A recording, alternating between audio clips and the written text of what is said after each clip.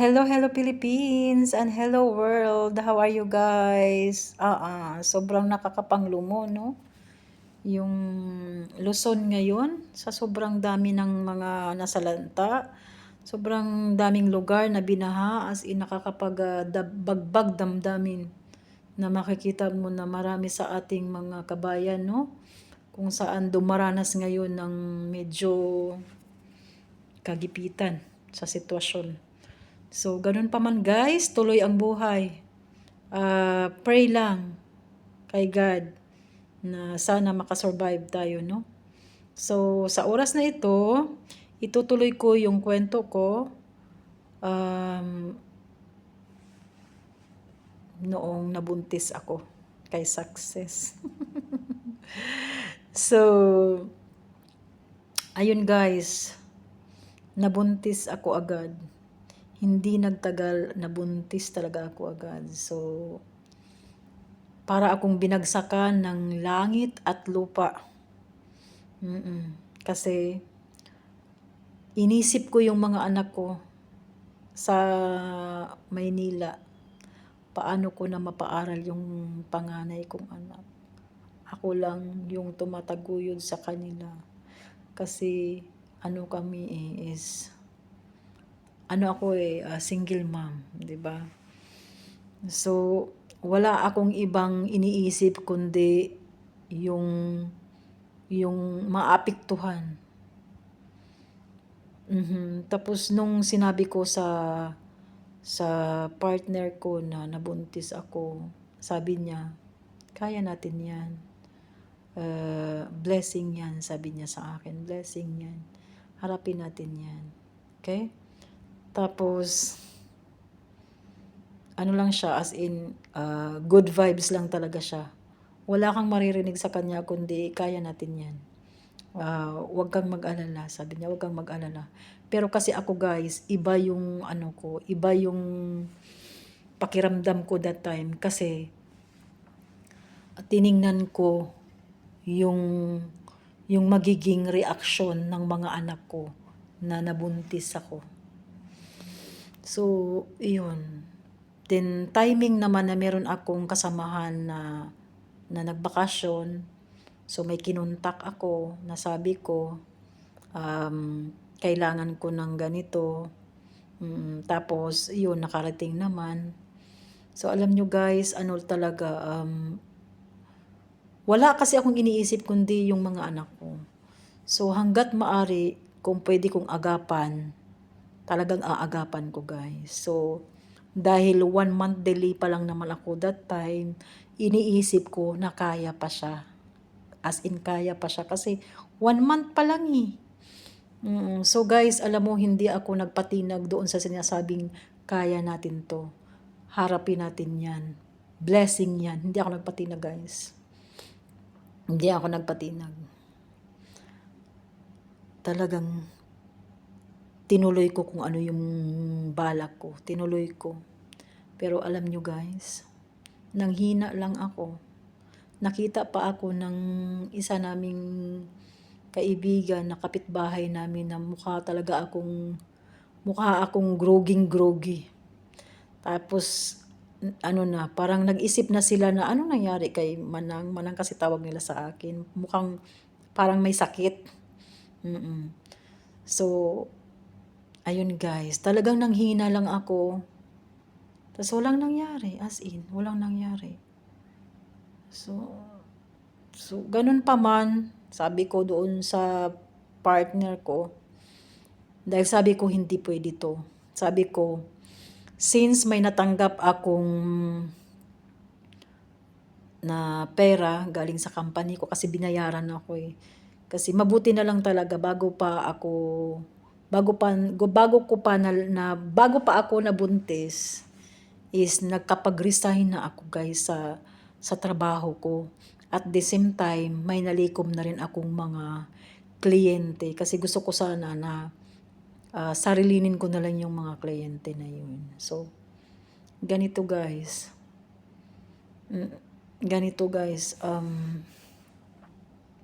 Nasabi ko sa kanya, kailangan kong umuwi kasi kailangan ko talagang ituloy yung binabalak ko.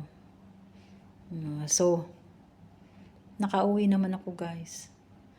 Nakauwi ako sa Pilipinas, pero that time kasi pandemic yun guys. Pagdating ko sa Pinas, wala kang access sa lahat ng lugar kung saan ka kailangang pumunta. So, one day pinuntahan ako ng taong tutulong sa akin kasi sa Dubai pa lang ako, may contact na ako. So, sabi ko, tulungan mo ako, uuwi ako dyan. So, one day, kinunta ko siya. Sabi ko, nandito na ako. Anong pwede nating gawin? Tapos sabi niya, paano ba yan? Hindi tayo makapunta sa lugar na yun kung hindi tayo makakakuha ng gate pass. Nag-isip ako guys.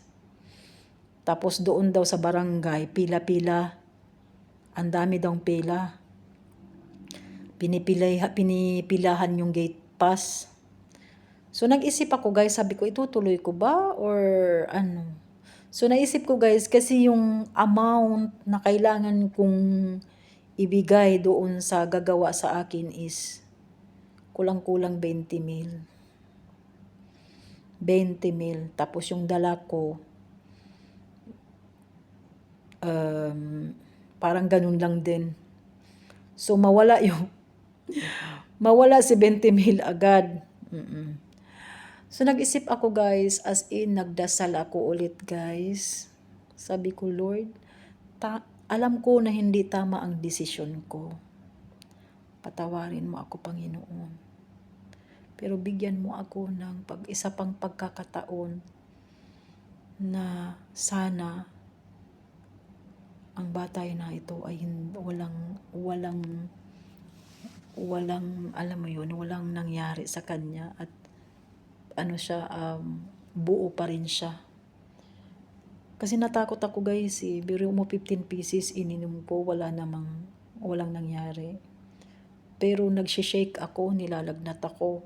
Ibig sabihin, yung gamot na yun is powerful pa din. So, ayan, yun yung dasal ko. Sabi ko, Lord, hindi ko na itutuloy. Instead na ibayad ko yung pera, ikikip ko na lang. Ipagpatuloy ko na lang. Pero Lord, gusto ko sana na walang nangyari. Walang nangyari kaysa sa bata. As in, sana buo pa rin yung bata. Tapos, ayun, unti-unti, niready ko yung sarili ko. Sabi ko, kailangan ko lang sabihin sa mga anak ko na buntis ako. Tapos, sinabi ko sa panganay ko, sabi ko na, buntis ako. Nagulat sila. As in, nagulat sila kasi hindi ko naman sinabi agad yun eh. Dahil nilihim ko muna yun kasi may balak nga ako. So, dahil nagbago yung isip ko, lalaki at lalaki yung tiyan ko, kailangan kong sabihin sa kanila ng maaga. So, ganito guys, sabi ko sa anak ko, kung buntis ako. Tapos kaya may bisita tayo dito, dapat yun ang tutulong sa akin para dalhin ako sa lugar kung saan itutuloy ko yung balak ko.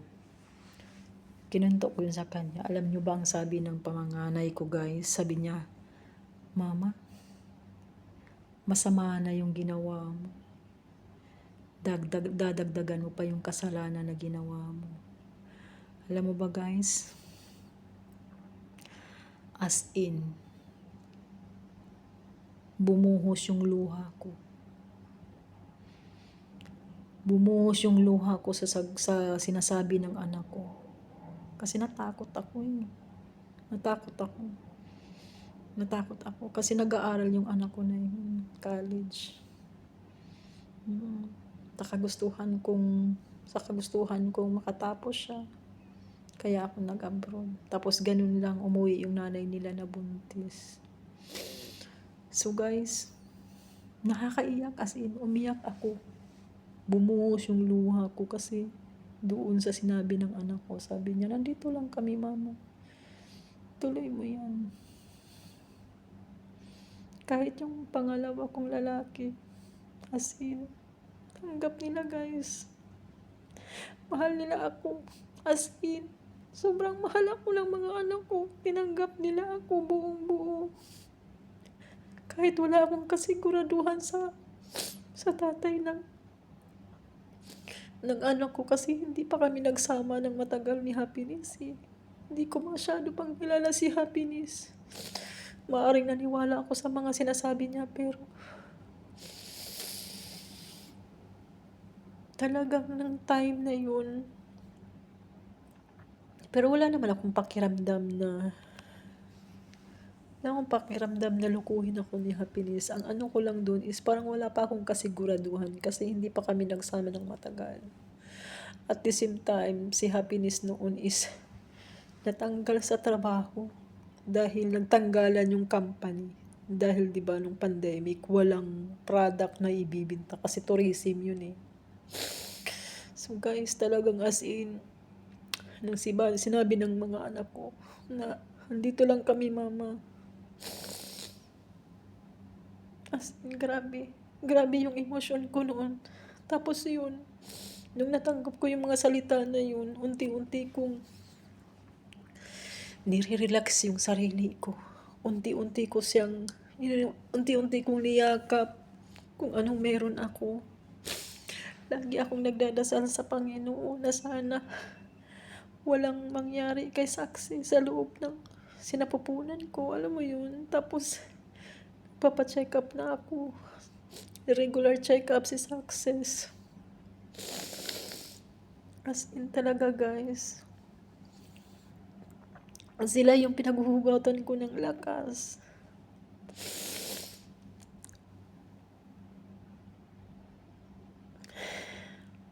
Sorry.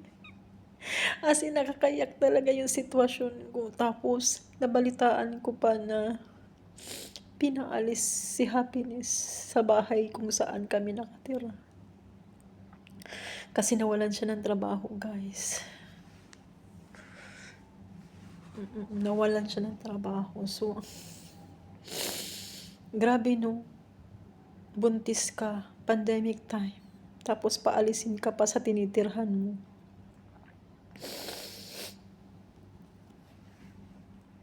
Nabalitaan mong ganun. Yung partner mo pinaalis ng tinitirhan nila. Kasi iniisip nila na palamunin na lang si Happiness kasi walang trabaho.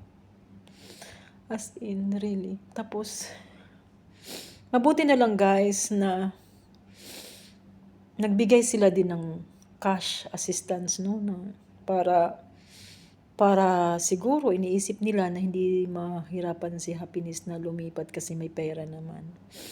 Pero hindi nila iniisip guys na pandemic. Walang sino man na gustong tumanggap sa'yo ng basta-basta. 'Di ba? So alam mo guys, ang Panginoon talaga no, napakabuti sa amin. Kahit sa sobrang sama ng ginawa ko, as in mabuti talaga sa amin. Ganito guys ang nangyari. 'Di ba binigyan siya ng 600? Ang ginawa niya, kinip niya yung 600.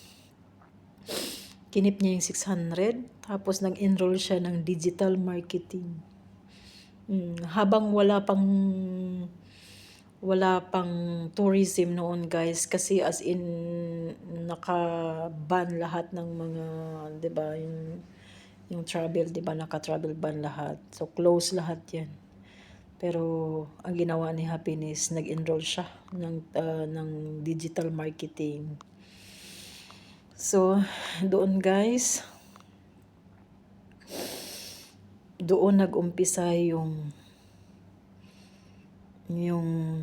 pagbabago ng buhay ni Happiness, kung saan nagkaroon siya ng sariling company. So bago yun guys, saka ko na lang din ikukwento sa inyo kung paano si Happiness nagkaroon ng company.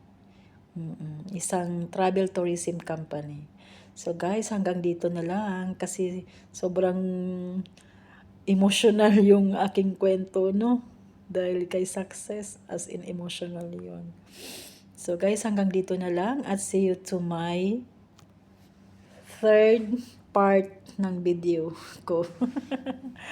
So, bye-bye. Thank you.